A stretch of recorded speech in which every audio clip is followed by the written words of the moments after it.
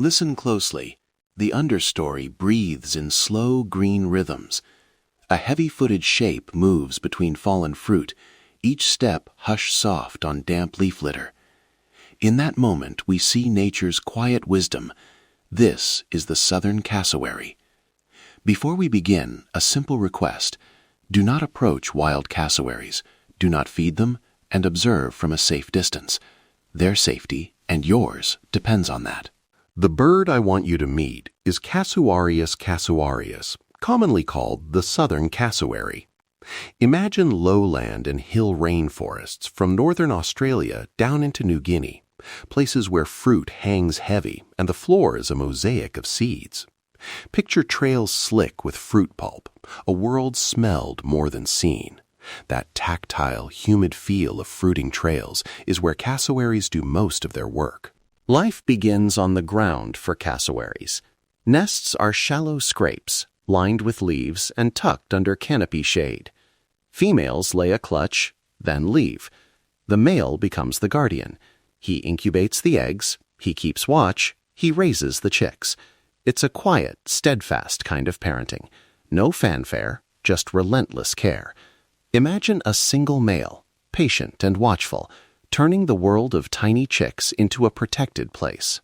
Young cassowaries grow into their bulk slowly. They face threats, dogs, vehicle collisions near roads, habitat gaps, but their story is one of persistence rather than panic. I won't paint alarmist scenes.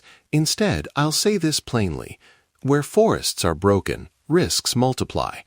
The chicks that survive learn the language of the forest, which fruits to trust, which paths to follow, how to move without making themselves easy targets.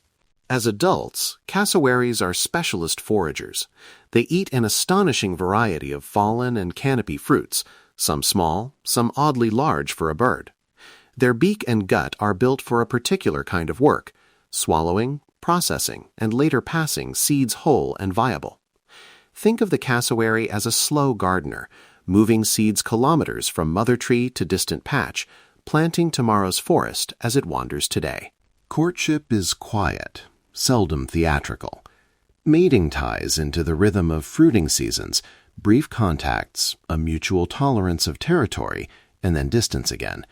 It's not the dramatic dance you see in some species. It's a practical choreography that keeps both bird and forest in sync. A little tenderness, a lot of timing. Now, consider the cassowary's role in the wider ecosystem. Many rainforest trees rely almost entirely on large frugivores like cassowaries to move their seeds beyond the parent tree. Some seeds pass intact through a cassowary's gut and germinate better because of it. One bird can link distant forest patches, creating corridors of life across a fragmented landscape. Where cassowaries disappear, those connections fray. So, what can we do, practically and respectfully, to help? First, protect fruiting trees and native habitat whenever possible. Second, keep dogs leashed near rainforest edges and report wandering dogs to local authorities. Third, never feed cassowaries. Human food changes their behavior and puts them at risk near roads and homes. If you want to help more actively, support local corridor protection efforts, native plant nurseries, or vetted conservation groups. And when in doubt, contact regional land managers before taking action.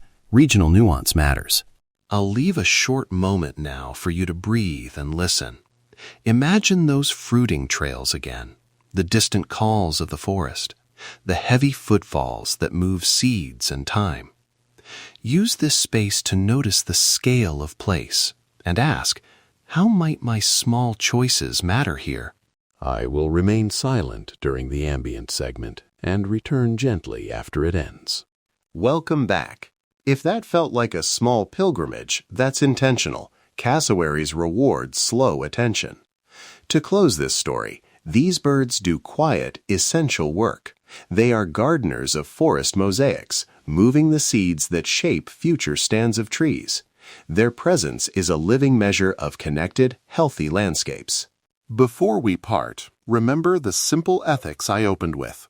Do not approach or feed wild cassowaries.